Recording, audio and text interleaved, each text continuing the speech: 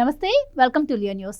రాజకీయాల్లో గెలుపోటములు సహజం. ఇక ఆంధ్రప్రదేశ్ విషయానికి తీసుకున్నట్టయితే దశాబ్ద కాలం నుంచి అక్కడ పరిస్థితులు, రాజకీయ వాతావరణం భిన్నంగా కనిపిస్తోంది. ఎందుకు అంటే ఆంధ్రప్రదేశ్ విడిపోయినప్పుడు అభివృద్ధి కావాలి అన్న ఉద్దేశంతో చంద్రబాబు గారిని భారీ మెజార్టీతో గెలిపించడం మనకి తెలుసు. మరి చంద్రబాబు గారి పరిపాలన మీద మరి ప్రజలకు నమ్మకం పోయిందా, మళ్ళీ వాళ్ళు ఇంకా ఏం ఎక్స్పెక్ట్ చేస్తున్నారో తెలియలేదు. కానీ మళ్ళీ ఆ తర్వాత జగన్మోహన్ రెడ్డి గారికి 151 సీట్లు ఇచ్చి అఖండ మెజారిటీతో ఆయన్ని కూడా గెలిపించారు. మరి జగన్మోహన్ రెడ్డి గారి పరిపాలన మీద కూడా ప్రజలకు సంతృప్తి కలిగినట్టు లేదు. మొన్న జరిగినటువంటి సార్వత్రిక ఎన్నికల్లో మళ్ళీ భారీ విక్టరీతో కూటమి పార్టీని గెలిపించారు. జగన్మోహన్ రెడ్డి 11 సీట్లకే పరిమితమయ్యారు. సో ఈ దశాబ్ద కాలంగా ఆంధ్రప్రదేశ్ రాజకీయ పరిస్థితులను మనం గమనిస్తే అసలు ప్రజల మైండ్లో ఏముంది, వాళ్ళు ఏం కోరుకుంటున్నారు, ఆంధ్రప్రదేశ్ ప్రజలకు అసలు ఏం కావాలి, చంద్రబాబు గారి హయాంలో జరిగినటువంటి సంక్షేమము అభివృద్ధి, లేదు అంటే జగన్మోహన్ రెడ్డి గారి టైంలో జరిగినటువంటి కేవలం సంక్షేమం మాటన జరిగినటువంటి స్కామ్లా. సో అసలు ప్రజల అభిప్రాయం ఏ విధంగా ఉంది, అలాగే చంద్రబాబు గారి అడ్మినిస్ట్రేషన్ గురించి, అలాగే జగన్మోహన్ రెడ్డి గారి అడ్మినిస్ట్రేషన్ గురించి సవివరంగా తెలుసుకునే ప్రయత్నం చేద్దాం. మనతో పాటు ఉన్నారు social media senior most activist అమ్మా ప్రసాద్ గారు. నమస్కారం సార్. నమస్కారం అమ్మా. సార్, మీరు ఆంధ్రప్రదేశ్ విభజన జరిగినప్పటి నుంచి కూడా ఆంధ్రప్రదేశ్ రాజకీయాలను మీరు గమనిస్తూనే ఉండి ఉంటారు. ఎందుకంటే మీరు ఇంతకుముందు బ్రాహ్మణ కార్పొరేషన్ మాజీ చైర్మన్గా కూడా ఉండి ఉన్నారు జగన్మోహన్ రెడ్డి గారి టైంలో. అండ్ మనం చూసాం, ఇందాక నేను అన్నట్టు చంద్రబాబు గారిని గెలిపించారు. ఆ టైంలో రాష్ట్రానికి రాజధాని లేదు. ఆ తర్వాత మరి జగన్మోహన్ రెడ్డి గారికి కూడా భారీ విక్టరీని కలపెట్టడం జరిగింది. సో అవి రెండు కాదు, మళ్ళీ మాకు చంద్రబాబు గారే కావాలి అని చెప్పి మళ్ళీ ఆయన్ని భారీ మెజారిటీతో గెలిపించుకోవడం జరిగింది. ఇదంతా గమనిస్తే అసలు ఆంధ్రప్రదేశ్ ప్రజల మైండ్లో ఏముందంట, వాళ్ళు ఎవరి అడ్మినిస్ట్రేషన్ కోరుకుంటున్నారు? నా ఈ 65 సంవత్సరాల వయసులో రాజకీయాలంటే ఒక ప్రత్యేకమైన ఆసక్తి, ఇంట్రెస్ట్ కూడా నాకు ఉంది. ఉండటం వల్ల ఒక 40 సంవత్సరాల నుంచి 4 దశాబ్దాల నుంచి రాజకీయాలని అబ్జర్వ్ చేస్తున్నా. ఎందరో మంది మేధావులు ఓడిపోయారు. ఇతను మేధావి, రాష్ట్రాన్ని అభివృద్ధి చేయగలడు, ఇట్లాంటి వ్యక్తిని అసెంబ్లీకి పంపాలి, ఇట్లాంటి వ్యక్తిని పార్లమెంట్కి పంపాలి అని ప్రజలలో ఉన్నప్పటికీ కూడా ఓడిపోయిన మేధావులు ఉన్నారు. దొంగ వ్యాపారాలు, సారా వ్యాపారాలు, భూ కబ్జాలు చేస్తున్నటువంటి ఎమ్మెల్యేలు మళ్ళా నెగ్గిన ఎమ్మెల్యేలు ఉన్నారు. దేశ రాజకీయాలను కూడా నేను అబ్జర్వ్ చేస్తే తెలుగు రాష్ట్రాల రాజకీయాలు విభిన్న చరిత్ర. రాజశేఖర రెడ్డి గారు గొప్ప లీడర్ అనే రాజశేఖర రెడ్డి గారు 30 సంవత్సరాల పోరాటం తర్వాత సీఎం అయ్యారు. అయిన తర్వాత ఆయన ఆరోగ్యశ్రీ, ఫీజు రీయింబర్స్మెంట్ లాంటి జనాకర్షక పథకాలు, ప్రజలకు ఉపయోగపడే పథకాలతో ఆయన ముందుకు నడవటం, రెండవసారి కూడా నెగ్గటం, ఏదో విధివశాత్తు రాజశేఖర రెడ్డి గారు వెళ్ళిపోవటం జరిగింది. చంద్రబాబు నాయుడు గారు ముఖ్యమంత్రి అయిన తర్వాత ఆయన పడ్డ తపన, రాజశేఖర రెడ్డి గారు 2 సంక్షేమ పథకాలు పెట్టారు, జనారంజక పథకాలు. చంద్రబాబు నాయుడు గారు తపన పడ్డారు ప్రజల గురించి. ఆ తపన పడటమే ఇవాళ ఐటీ రంగం అభివృద్ధి, అత్యంత సామాన్యులు, బీదవాళ్ల పిల్లలు, ఆటో రిక్షా నడుపుకునే వాళ్ళ పిల్లలు, కార్మిక కర్షక వర్గాల పిల్లలు, ఎస్సీ ఎస్టీ మైనారిటీ కమ్మరి కుమ్మరి పిల్లలు అమెరికా లాంటి అగ్ర రాజ్యాలలో స్థిరపడి వాళ్ళ కుటుంబాలు ఆర్థికంగా బాగుపడటానికి కారణం, దానికి పునాది చంద్రబాబు నాయుడు గారు. పునాది ఎప్పుడైతే స్ట్రాంగ్గా ఉందో ఎన్ని బిల్డింగ్లు, ఎంత అంతస్తులైనా కట్టుకోవచ్చు. ఏ రోజున చంద్రబాబు నాయుడు గారి పరిపాలనలో ఎప్పుడూ ఒక vision, ISB international school of business, మా తమ్ముడు కొడుకు కూడా అందులోనే చదివాడు. The package is 40 lakhs package per year. అంత అందులో కంప్లీట్ మెరిట్. సీట్ రావడమే చాలా కష్టం. అది బొంబాయిలో పెట్టాలనుకున్నారు. బొంబాయిలో పెట్టాలని అనుకుంటే ఐఎస్బి వాళ్ళు అక్కడ సీఎం అపాయింట్మెంట్ 2 రోజులు లేట్ అయితే ఈ లోపల చంద్రబాబు నాయుడు గారు వాళ్ళని ఆహ్వానించి హైదరాబాద్లో స్థలం ఇచ్చి నేనున్నా మీకు పెట్టండి, ఇక్కడ ₹1 లంచం లేదు, సింగిల్ విండో సిస్టంలో మీకు పర్మిషన్ ఇస్తానంటే వాళ్ళు బొంబాయి క్యాన్సిల్ చేసుకుని హైదరాబాద్లో పెట్టారు.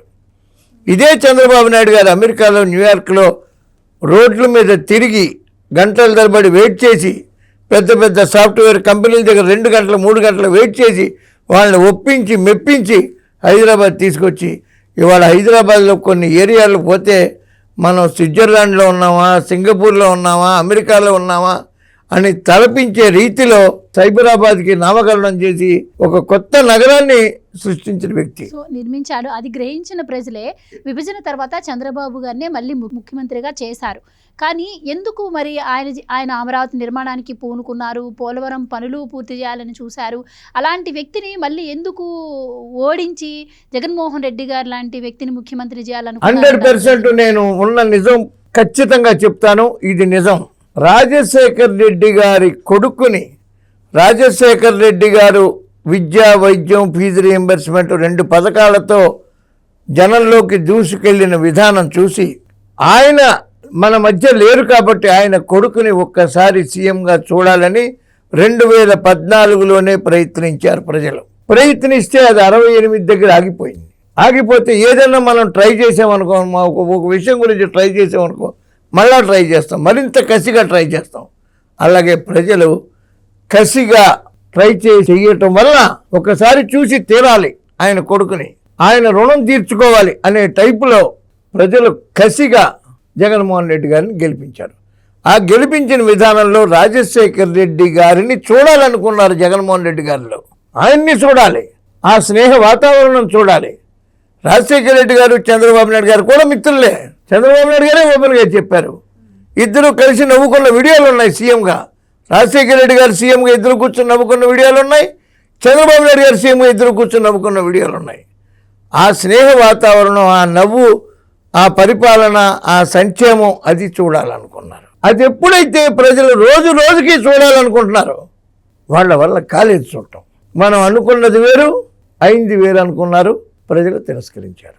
కానీ తిరస్కరించడం కూడా 11 సీట్లకి 151 నుంచి 11 సీట్లకి పడిపోవడం అంటే అసలు ప్రజలు ఎంత ఘోరంగా అమ్మా, ప్రజల అనుగ్రహం ఎట్లా ఉంటుందో ఆగ్రహం కూడా అట్లాగే ఉంటుందమ్మా. అనుగ్రహం, ఆగ్రహం 2 పక్క పక్కనే ఉంటాయి. అనుగ్రహంలో పళ్ళెం ఎట్లా పెడతారు, ఆగ్రహం వస్తే పళ్ళెం తిరిగేస్తారు. 2,73,000 కోట్ల రూపాయలు కొట్టాను ప్రజలకి అన్నారు. నిజంగా 2,73,000 కోట్లు కొట్టారనుకుందాం. 273 ఫ్యామిలీస్ని, బాగుపడ్డ ఫ్యామిలీస్ని చెప్పమనండి వైసీపీ లీడర్స్నైనా. 2,73,000 కోట్ల రూపాయలు ప్రజలకు కొట్టారు. 273 ఫ్యామిలీస్ లిస్ట్ ఇవ్వండి, బాగుపడ్డ ఫ్యామిలీస్ని.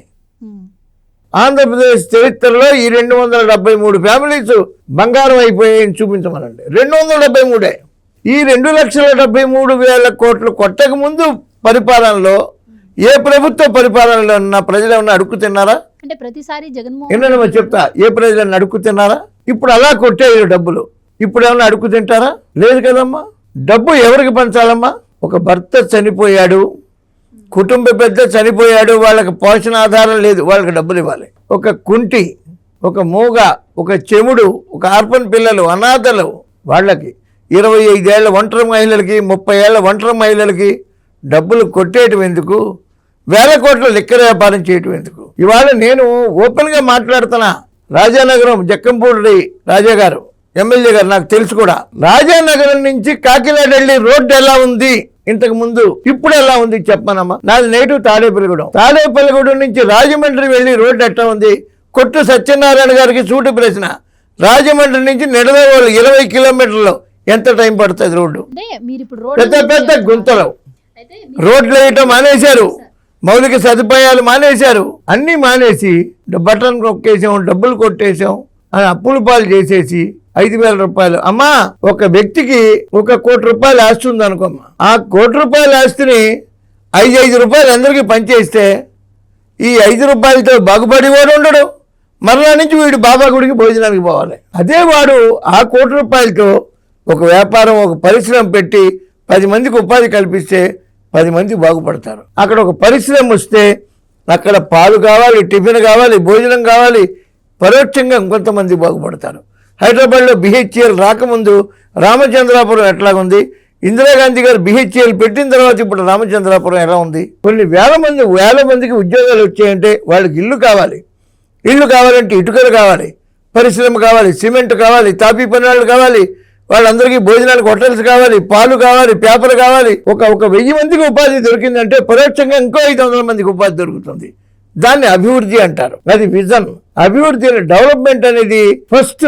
డెవలప్మెంట్ అంటే dedication, D for dedication. Development లో డి ఉంది, వి ఉంది, విజన్ ఉంది, ఆఖరిని టీ ఉంది, దట్ ఈస్ ట్రస్ట్. ఓ ఉంది, దట్ ఈస్ ఆప్టిమిజం. ఒక ఆప్టిమిస్టిక్ ఐడియాతో ఇదిగో ఈ రాష్ట్రం మనకి ఈ వనరులు ఉన్నాయి, ఈ డెవలప్మెంట్ చేయాలి, ఇంతమందికి ఉపాధి దొరుకుతుంది అనే దిశగా మనం వెళ్ళాలి తప్ప ఫ్రీ వీల్ లాగా డబ్బులు కొట్టేసి గవర్నమెంట్ ఏ గవర్నమెంట్ అయినా సరే తప్పే. కొన్ని అనివార్యకరమైన పరిస్థితుల్లో కొంతమంది అలవాటు చేసేస్తే చంద్రబాబు నాయుడు గారికి కూడా ఇవాళ కొన్ని డబ్బులు పంచక తప్పట్లేదు. రాష్ట్ర విభజన జరిగినప్పుడు కేంద్రం నుంచి సరైన సపోర్ట్ కూడా లేదు. అయినా కూడా చంద్రబాబు గారు అమరావతి నిర్మాణం గురించి, పోలవరం గురించి ఆలోచించి ఆయన ఎంతో కట్టడం కోసం ట్రై చేశారు. కొన్ని అంటే ప్రభుత్వం మారడం వల్ల అది ఆగిపోయింది. కానీ జగన్మోహన్ రెడ్డి గారు ఇప్పుడు కూడా ఏం మాట్లాడతారు, అమరావతిని గ్రాఫిక్స్లోనే ఉంచారు, ఆయన ఏం కట్టారు, అసలు చంద్రబాబు గారికి అడ్మినిస్ట్రేషనే తెలియదు అని చెప్పి ఆయన అంటారు. అమ్మ నేను ఒక పాయింట్ చెప్తాను. చంద్రబాబు నాయుడు గారు కట్టిన అసెంబ్లీయే కదా 5 ఏళ్ళు వాడుకున్నారు. చంద్రబాబు నాయుడు గారు కట్టిన సెక్రటేరియటే కదా వాడుకున్నారు. చంద్రబాబు నాయుడు గారు కట్టినటువంటి హైకోర్టునే కదా వాడుకున్నారు. అవి మరింత బాగా కట్టాలి. శాశ్వతమైన పెద్ద పెద్ద కట్టడాలు కట్టాలి. మనకి మంచి ఇల్లు ఉండాలమ్మా. ప్రతివాడు ఇల్లు ఎందుకు కొనుక్కుంటాడు? ప్రతివాడు అద్దెంట్లో ఉండొచ్చు కదా. ఎందుకు? మనకు ఒక ఇల్లు ఉండాలి. అలాగే రాష్ట్రానికి ఒక రాజధాని ఉండాలి. అది పరిపాలనా సౌలభ్యం. అక్కడి నుంచి మొత్తం ఏ పనైనా జరిగేటంటే ఒక జంక్షన్ బాక్స్ లాంటిది రాజధాని అంటే రాష్ట్రానికి. మన ఇంటికి ఒక కరెంట్ మీటర్ లాంటిది. అక్కడి నుంచి పరిపాలనా సౌలభ్యం కోసం అందమైన రాజధాని కట్టి తీరాలి. మన ఇల్లు మనం అందంగా కట్టుకోమా, అలాగే అందమైన రాజధాని కట్టాలి. ఆ కట్టడానికి ఒక విజన్ కావాలి. అక్కడికి పరిశ్రమలు రావాలి, 10 మంది రావాలి, ఐకానిక్ టవర్స్. ఇవాళ అమరావతిలో క్వాంటమ్ వ్యాలీ అమ్మా. క్వాంటమ్ వ్యాలీ అంటే ఏంటి తెలుసమ్మా? క్వాంటమ్ వ్యాలీ అంటే క్వింటాల్ బియ్యం పంచడమా? అది ఫాస్టెస్ట్ కంప్యూటింగ్ అమ్మా. వరల్డ్స్ ఫాస్టెస్ట్ కంప్యూటింగ్ అమరావతిలో క్వాంటమ్ వ్యాలీలో రాబోతుంది. విశాఖపట్నంలో ఏషియాలో బిగ్గెస్ట్ డేటా సెంటర్ రాబోతుంది. ఎవరమ్మా? ఎవరు తెస్తున్నారమ్మా?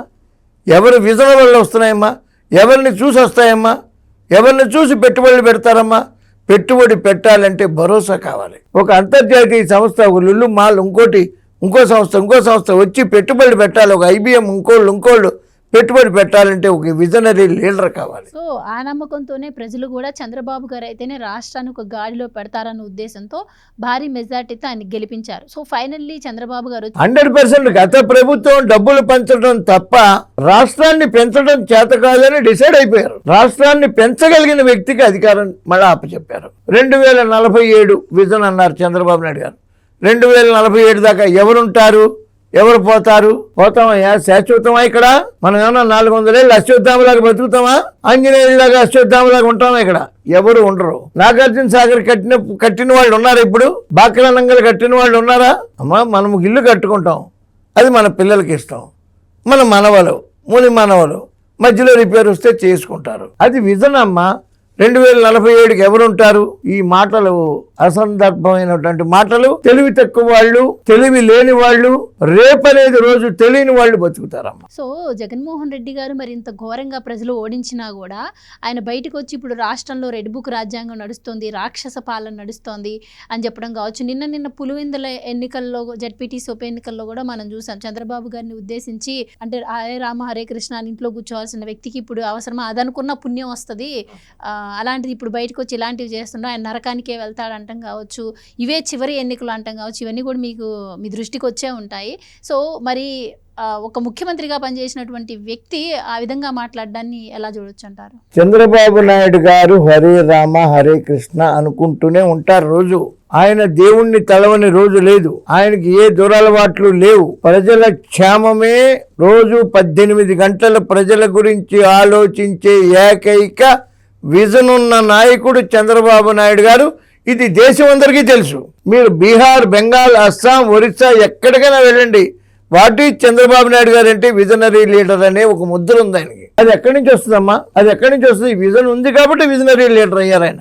ఇది ప్రూవ్డ్ విజనరీ లీడర్. ఆయన ఏ గుడికి వెళ్ళినా సతీ సమేతంగా వెళ్తారు. సతీ సమేతంగా పట్టు వస్త్రాలు కళ్యాణం చేయించి సమర్పిస్తారు. మొన్న తిరుపతిలో కూడా మనవడితో సైతంగా అక్కడ ఫ్రీ భోజనంలో కూర్చొని మనవడితో కూడా వడ్డన చేసి కూర్చుని ఆయన దేవదేవుణ్ణి ప్రార్థించి వచ్చారు. ఆయనలో భక్తి తత్వం నిండుగా ఉంది. ప్రజల మీద ప్రేమ ఎంత ఉందో, భక్తి ఎంత ఉందో, విజన్ ఎంత ఉందో, బహుముఖ ప్రజ్ఞాశాలి చంద్రబాబు నాయుడు గారు. అర్ధగంట కూడా వేస్ట్ చెయ్యకుండా, వేస్ట్ మాటలు మాట్లాడకుండా, ఎవరిని పరుషమైన భాషలు మాట్లాడకుండా అందరినీ కంట్రోల్ చేస్తూ తనని తాను కంట్రోల్ అవుతూ విజన్ గురించి పాటుపడే ఏకైక నాయకుడు చంద్రబాబు నాయుడు గారు. నరకానికి పోతావు, స్వర్గానికి పోతావు, ఈ మాటలన్నీ తప్పుడు మాటలమ్మా. మనం ఇవాళ బాగున్నాం, రేపు ఎలా ఉంటామో, ఎల్లుండి ఎలా ఉంటామో, పుట్టుక కానీ చావు కానీ భగవంతుడి నిర్ణయం. చివరి క్షణం వరకు పని చెయ్యటమే ప్రతి మానవుడి యొక్క ధర్మం. ఇది హిందూ ధర్మం, సనాతన ధర్మం, క్రిస్టియానిటీ ధర్మం, ఇస్లాం ధర్మం కూడా ఇదే. నువ్వు జీవించు ఉన్నంత కాలం నువ్వు చేయగలిగిన మేలు ప్రజలకు చెయ్యి. రాజకీయాలలో ఉన్నవాడు సేవాభావంతో ఉండాలి. నిండు సేవాభావంతో ఉన్న నాయకుడు చంద్రబాబు నాయుడు గారు. ఆయన జీవితంలో చివరి క్షణం వరకు కూడా ప్రజా సేవ కోసం పనిచేస్తారనే నమ్మకం నాకుంది, ప్రజలకు కూడా ఉంది. అందుకనే ఇంత అఖండ మెజారిటీ ఇచ్చారు. అయితే వైసీపీ చేస్తున్నటువంటి ఆరోపణలను కొంచెం పక్కకు పెడితే చంద్రబాబు నాయుడు గారిని మళ్ళీ కావాలని ప్రజలు గెలిపించుకున్నారు. సో మరి ఇప్పుడు చంద్రబాబు గారి పాలన ఏ విధంగా ఉందంటారు? ప్రజలకు అందాల్సినటువంటి సంక్షేమం, అభివృద్ధి, మౌలిక వసతులు ఇవన్నీ కూడా ఎలా ఉన్నాయి? దీనిపైన ప్రజలు ఏ విధంగా ఫీల్ అవుతున్నారు?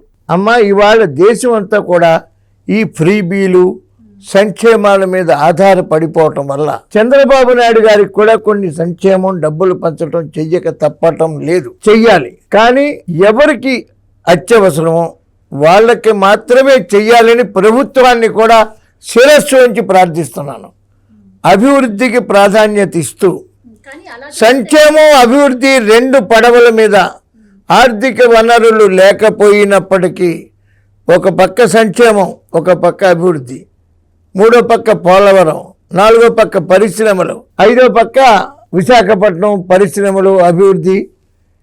అలాగే విశాఖను ఒక జోను, అటు ఉత్తరాంధ్రాన్ని, ఇటు తిరుపతి, కర్నూలు ఇటు ఒక జోను, ఇటు విజయవాడ ఏరియాలంతా ఒక జోను, జోన్ల కింద విభజించి ఎకో టూరిజంని అభివృద్ధి చేసి, అదేవిధంగా మన రైతులకి కొత్త కొత్త పంటలు, వ్యవసాయంలో ఉన్నటువంటి నేర్పరితనాలన్నీ నేర్పించి, మళ్ళా యువతకి స్కిల్ డెవలప్మెంట్ నేర్పించి, అమరావతి కట్టుకుంటూ, పోలవరం కట్టుకుంటూ, ఆయన డబ్బులు మళ్ళీ ఢిల్లీలో మోడీ గారిని పట్టుకుని డబ్బులు తెచ్చుకుంటూ, ఇన్ని సమస్యల వలయంలో ఒక అభిమన్యుడు అని అనలేం, కానీ ఈ తరానికి బహుముఖ ప్రజ్ఞాశాలిలాగా, ఒక 10 చేతులు 10 కాళ్ళు 10 కళ్ళు ఉన్న మనిషిలాగా పనిచేస్తున్న వ్యక్తి చంద్రబాబు నాయుడు గారు.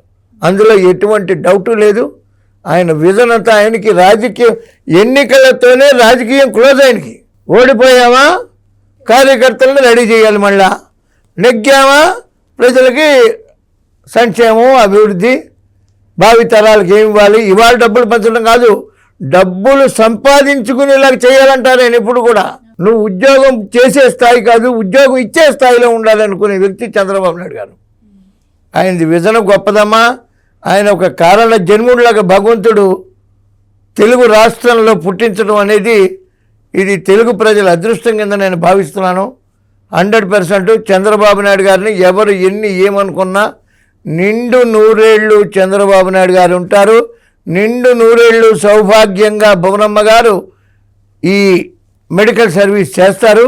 ఆంధ్రప్రదేశ్ ఇండియాలోనే అగ్రగామి రాష్ట్రంగా ఈ టర్మే కాదు ఇంకో టర్మ్ కూడా చంద్రబాబు నాయుడు గారు చేస్తారు. 79 ఏళ్లలో ట్రంప్ గారు డ్యాన్స్ చేస్తూ అక్కడ అమెరికా ప్రెసిడెంట్గా ఉన్నారు కదా, ఇంకా 74 చంద్రబాబు నాయుడు గారికి. ఇంకో టర్మ్ కూడా చంద్రబాబు నాయుడు గారు సీఎంగా ఉంటారు, ఉండాలని నేను నమ్మిన దుర్గమ్మ తల్లిని ప్రార్థిస్తూ జై Telugu Desam. Thank you so much అండి. నమస్కారం. Please subscribe to Leo news for more videos.